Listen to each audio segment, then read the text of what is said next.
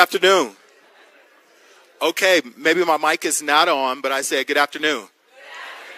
Listen, hello, goodbye, good afternoon, good morning are all call and response. And so, and I'm going to say from a serious standpoint, it can make or break the day of a person in a community. So when you can make the day of a person and just say hello. I'm Fred Riley. I'm the executive director of Weave, the Social Fabric Project. And I have the pleasure of introducing David Brooks today, who is a dear friend, a visionary, and one of the most humble people that I've ever met.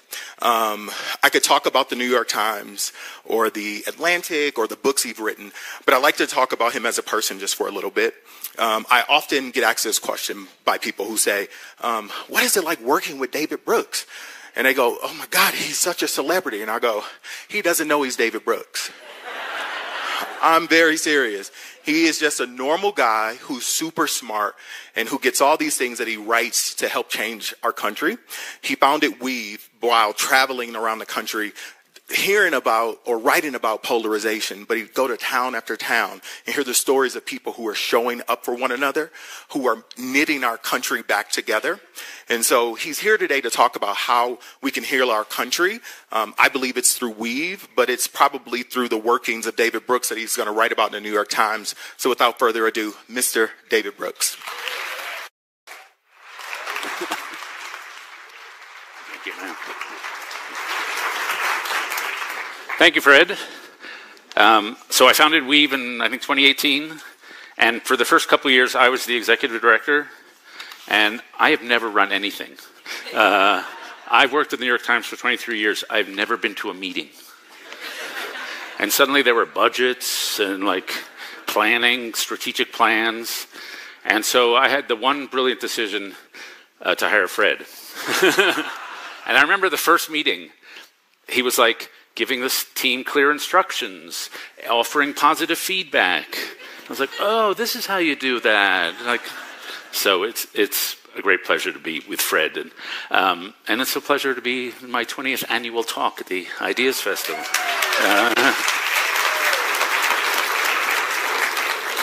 This one will be less funny except for when we get to questions. So Charles de Gaulle wrote a book, a war memoir. And the first sentence was, all my life I've had a certain idea about France. Well, all my life I've had a certain idea about America. And that idea is that America is about human dignity. That all men are created equal, endowed by their Creator with inalienable rights. That's about human dignity. And the second idea about America, it's about mobility. We have energy, we move. We move physically, we try to move up economically, and we try to move spiritually, to get to a better place, to improve. I was talking to some kids today and this week, and for some reason 3 times the Hamilton the musical came up. And some of you may know a little about Alexander Hamilton. He was a Puerto Rican hip-hop star from the northern. But you listen to the lyrics of that musical, coming up from the bottom, just you wait. Want to be in the room where it happens, not throwing away my shot. And my favorite, I'm like my country, young, scrappy, and hungry. And that's, to me, what America is. Lincoln, when he was a poor boy, had a rowboat. And 2 guys needed to cross a river, and he rowed them across. And they threw a silver dollar into the boat to pay him. And he said later, decades later, you may think it was a very little thing, but it was the most important incident of my life. I could scarcely credit that I, a poor boy, had earned $1 in less than a day. The world seemed wider and fairer before me. Opened up opportunities, opened up his vision, his possibility for his life. And so we tell these stories of exodus, of movement. MLK talked more about exodus in the New Testament. FDR told a version, JFK told a version, Reagan told a version, Obama told a version. Movement and mobility. I hope I don't embarrass my dear friends Stuart and Linda Resnick. If you walk around Aspen or anywhere you see, you know the generosity they produced. But they didn't start out with the means they have today. They built great companies, and now they've created communities in the Central Valley, and they've created a museum here, and all sorts of stuff. That's America. But there's been a different story of America which has prevailed more recently, and which Donald Trump tells. It's not about mobility. It's about protection and security. We live in a dangerous world full of threats. We live in a world of American carnage. America, we know, is being taken from us. We need to build walls. We need to erect tariffs. And if there's a consistent strategy, it's not about mobility and risk. It's about power. It's about amassing power. And if there's a constant strategy, it is to create a world where power is uninhibited and where ruthless people can thrive. And one of the ideas that were behind Hamilton and FDR and Reagan was that America is an idea as well as a homeland. But one of the things J.D. Vance emphasizes is that America is not an idea. It's a homeland, which is traditionally how other countries have seen themselves. But we've always seen ourselves as an idea. And there's a reason they have to deny the idea that America is an idea. If America is an idea, then we have a moral responsibility to try to reduce poverty around the world and enhance human dignity. You can't go around cutting PEPFAR. You can't go around cutting malarial research. There's a guy at Boston University, a mathematician, who's counted up the costs already of Trump's decision to gut USAID. It's already, we're 5 months in, 400,000 dead. Tens of thousands of dead children. And that one decision fills me with a kind of rage that I don't usually experience. If America's an idea, we have a responsibility to try to spread democracy where we can. You don't support Vladimir Putin against Zelensky. But if America's not an idea, then we can do that. If America is an idea, then anybody from around the world can come here and become American citizens and celebrate that. They don't have to be white. They don't have to have been here for 7 generations. But if America's not an idea, it's a homeland, then we can just be like ourselves. And so, until January 20th, 24, and even in Trump's first term, I didn't realize how much of my identity was based on this conception of America. How much of my daily life and the way I think about my life and all the lives I see around me was based on this idea. And in the past 4 or 5 months, I've experienced it as a moral injury, as sometimes a sense of shame that I've never felt before about the country, sometimes a sense that we're on the wrong side. So how did we get here? I'd like to talk about how we get here and then how we recover. Well, there have been very few historical shifts in the last 150 years, movements that shifted history and shift the whole climate of opinion.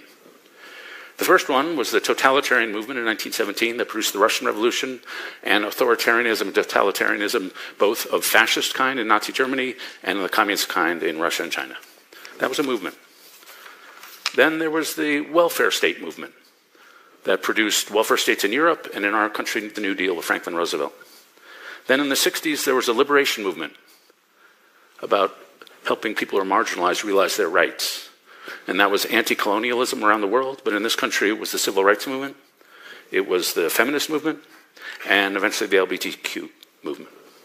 Then there was the market liberalism movement of the 1980s, which gave us Margaret Thatcher and Ronald Reagan and Deng Xiaoping. And recently we've lived in a new historical era, since I think about 2013, which is the global populist movement. If you look at the climate of opinion, not just in America, but all around the world, people are disgusted with established power. Ipsos Research did a poll, and America fits right in with the world. Our opinions are average for the world. 59% of Americans say they believe their country has declined. The global average is 58. 61% of Americans say the system is broken. Global average is 60. Our hostility to elites is average. 69% of Americans agree the political and economic elite don't care about working class people. That's average. 67% say experts in this country don't understand the lives of people like me. Average. Our authoritarian tendencies are average. 66% of Americans say the country needs a strong leader to take it back from the powerful. 45% of Americans say we need a leader who's willing to break rules. And so that's populism. Where did populism come from? Well, there's some obvious explanations. It's a reaction against public policy events. Financial crisis, Afghanistan, Iraq, inequality. And of course, on a superficial level, that's true. But there's also deeper more psychological and social reasons. We've just gotten a lot sadder as a society, and this has been an obsession of mine for the past decade. Mental health problems are rising. Suicide rates are up by 30%, 60% for teenagers. The number of Americans who say they have no close friends has risen by fourfold since 2000. The number of Americans not in a romantic relationship is up by a third since 2000. The number of Americans who rate themselves in the lowest happiness category is up by 50% since 2000. We've just become sadder. And when you become sadder, you become meaner. Because you feel isolated, you feel under threat, and you lash out. My sister-in-law is a nurse in New Jersey, and she says her biggest problem is keeping staff because the patients have become so abusive. The nurses burn out. I can give you all sorts of stats on meanness. The one that bugs me is that a generation ago, 3/4 of Americans gave to charity every year. And now fewer than 50% of Americans give to charity. Just pulling in. And so what creates this spiritual crisis? And I go back to psychology. There was an attachment theorist who was writing about 70 or 80 years ago named John Bowlby. And one of the things I've learned from him is that all of life is a series of daring explorations from a secure base. All of life is a series of daring explorations from a secure base. And what is that secure base? Well, for most of us, it's family. It's loyalty to a sacred place, our home. It's loyalty to a country. And it's also a secure base, a moral base, that we live in a moral order, that we're held together in a community by a shared set of values. There's a historian named George Marsden who wrote of Martin Luther King, what gave such widely compelling force to King's leadership and oratory was his bedrock conviction that the moral law was built into the universe. That segregation is not just wrong in some times and some places. Slavery is not just wrong in some times and some places. It's always wrong. There is a moral order. It's wrong. It reduces the dignity of a human being. And in my view, over the last 60 or 70 years, we've become a much more individualistic country, which in some ways has been wonderful to us, unleashed all sorts of wonderful energies. But we've torn away some of those covenantal secure bases. Families are weaker. Communities are weaker. And the moral order has been frayed. This was seen all the way back in 1955 by a great columnist named Walter Lippmann. He wrote, if what is good, what is right, what is true is only what the individual chooses to invent based on his feelings, we have left the grounds of civilization. And if you can't have trust unless you have a moral order. Trust is the faith that you will do what you ought to do. And for us to trust each other, we have to have a shared sense of what you ought to do. We have to have shared norms. Like if two lanes are merging in the highway, then the right lane goes and the left lane goes. And if you butt in line, I'm going to honk because I want to enforce the norms. But when you take away that shared order, trust dissolves. A generation ago, 60% of Americans say people around me are trustworthy. Now it's down to about 30%. And 19% of millennials and Gen Z. If you ask Gen Z, do you agree with the following statement? Most people are selfish and out to get you. 72% say yes. And so that's just psychological hard. Imagine living that way. And so to me, that's the anxiety. And existential anxiety always leads to fanaticism. We've taken away the secure base. I'm going to read this passage about that. All fixed, fast, frozen relations with their train of ancient and venerable prejudices and opinions are swept away. All that is solid melts into air. All that is holy is profaned. All that is solid melts into air. All that is holy is profaned. I've just quoted from the Communist Manifesto by Karl Marx and Friedrich Engels, which I don't usually quote from. But I think they're right. And so, and this anxiety is not equally distributed in society. It overlaps with the crucial divide in our society, which is not really income, it's education. People with high school degrees die 15 years sooner than people with college degrees. People with high school degrees are 5 times more likely to die of opiate addiction. People with high school degrees are vastly less likely to marry and much more likely to divorce. people with high school degrees are 2.4 times more likely to say they have no friends. And so we've created this caste structure in society, and the pain is felt up and down society, but particularly in those among less educated who don't have the opportunities and security that some of us have. And so what can we do about it? Well, how do countries come back from this? It's not just a policy problem, it's a spiritual and psychological and emotional and social problem. Well, in my view, we already are. Think about times in your own life when you've gone through hardship. When I ask people what made them who they are, nobody ever says, I had this fantastic vacation in Hawaii. That really made me the person I am. Like, nobody ever says that. People talk about some challenging time they got through with others. And I went through a hard time in 2013. My kids were leaving to go to college. My marriage fell apart. I was living alone in a crappy little apartment. And I was doing what any middle-aged male idiot would do in response to an emotional crisis, which I became a workaholic. I tried to work my way through it. And if you'd gone to my little apartment, I wasn't having anybody over. And if you pulled out one of the drawers where there should have been silverware, there were Post-it notes.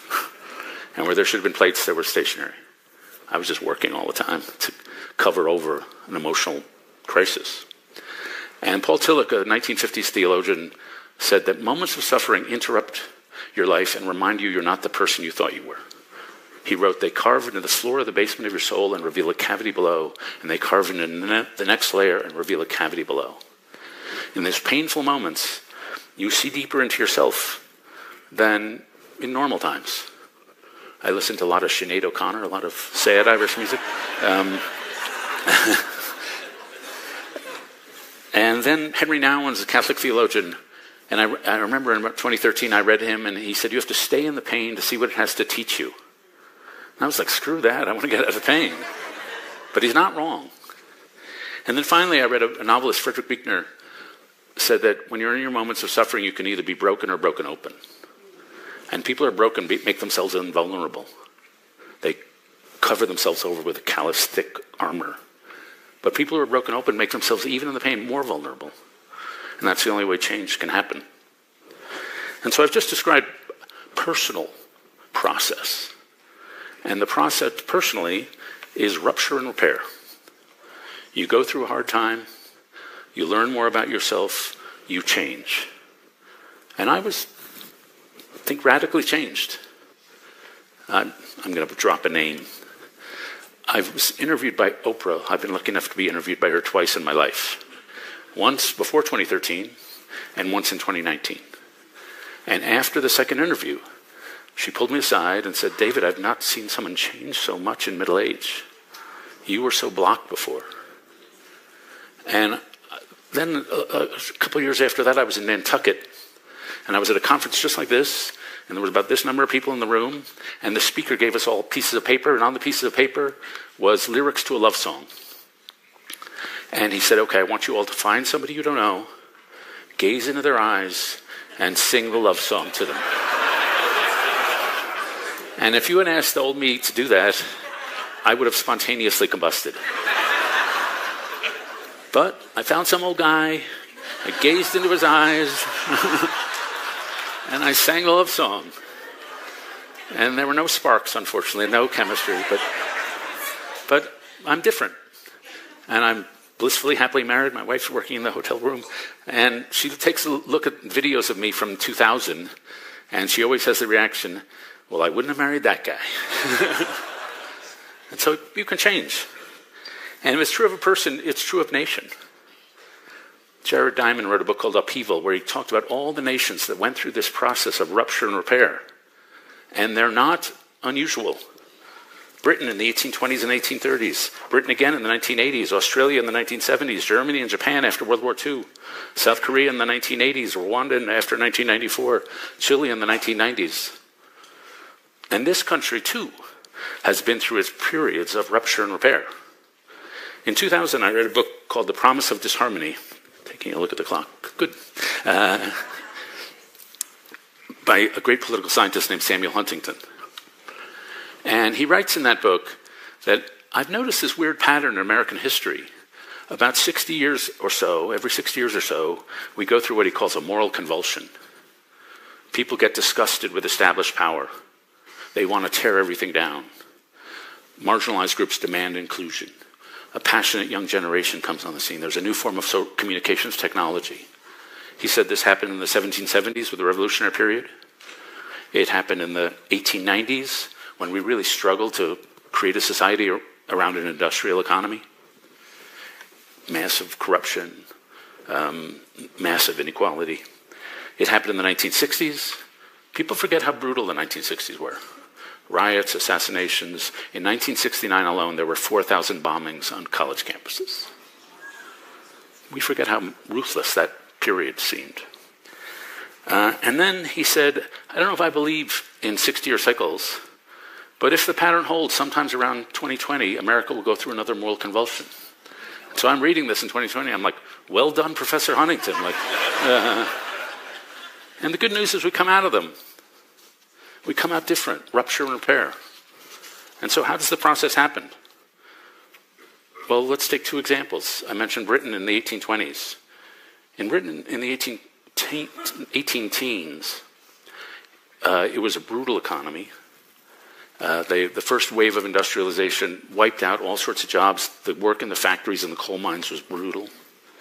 And morality it was totally acceptable to get drunk at work and go home and beat your wife. That was a norm. And so it happened in three phases. First, there was a religious revival, sort of something called the Clapham sect, which not only was about God, but it was the beginnings of Victorian morality. The beginnings of, don't get drunk and beat your wife. And also abolitionism. Second, there was a civic revival. Civic organizations burst into life. A guy named William Wilberforce led the abolitionist movement. And third, there were a group called the Chartists, who were like an early union. And then third, there was a political movement, which led in the 1840s to the Reform Acts, which broadened the franchise. More people could vote. America in the 1890s. First, there was a spiritual shift, a cultural shift.